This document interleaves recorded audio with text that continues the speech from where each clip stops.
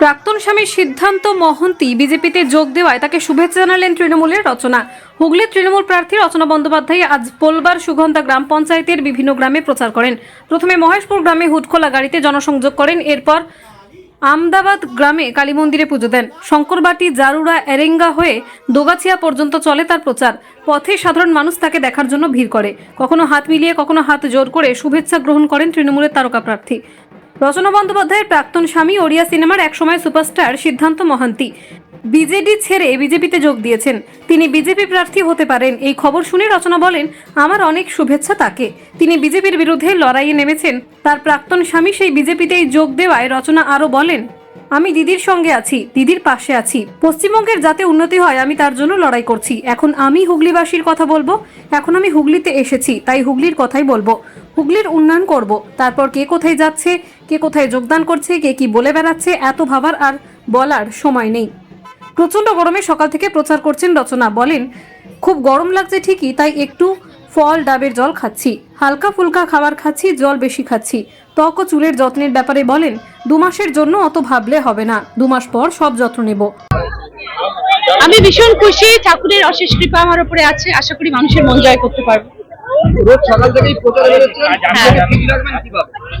ও বাবা, সেটা একটুখানি গরম লাগছে ঠিকই, বাট ওই আর কি, খাওয়া দাওয়া ঠিকঠাক করছি, একটু ফল টল খাচ্ছি, একটু ডাবের জল খাচ্ছি, সেভাবে। ওদের মধ্যে প্রচুর প্রচার করছেন, তো কিভাবে?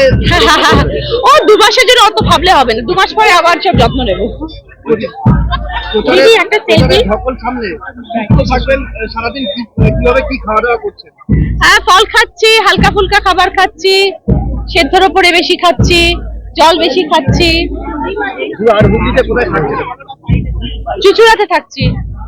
বলছি দিদি, যা খাচ্ছেন যা বলছেন সেটাই তো হিট। আপনি দই খেলেন, ঘুগনি খেলেন, এবার কি? এবারে মানুষের ভালোবাসা। সঙ্গে সঙ্গে সবসময় ঠাকুর দেখবেন কি কি খাই। সিদ্ধান্ত মহাপাত্র বিজেপিতে যোগ দিয়েছেন, আপনি বিজেপির বিরুদ্ধে আমার লড়ছেন। অনেক শুভেচ্ছা তাকে।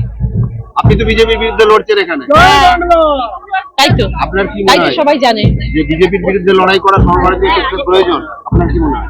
আমি দিদির সাথে আছি, আমি দিদির পাশে আছি। দিদির যাতে উন্নতি হয়, আমাদের পশ্চিমবাংলার যাতে উন্নতি হয়, আমি তার জন্য লড়াই করছি। আমার হুগলি, এখন আমি হুগলিবাসীর কথা বলবো, কারণ আমি হুগলিবাসীর জন্য এসেছি এখানে। আমি হুগলিবাসীকে, হুগলি জেলাকে উন্নয়ন করব।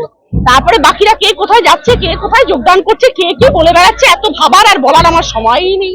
একটাই চিন্তা যে হুগলি লোকসভা কিভাবে আপনার দেখি, দেখা যাক, করবো, লড়বো, জিতবো রে। আয়েশা আলমের রিপোর্ট, বেঙ্গল আনলিমিটেড। রয়েছে আরও খবর, আর এই খবরের আপডেট পেতে আপনারা সাবস্ক্রাইব করুন এই চ্যানেলটিকে।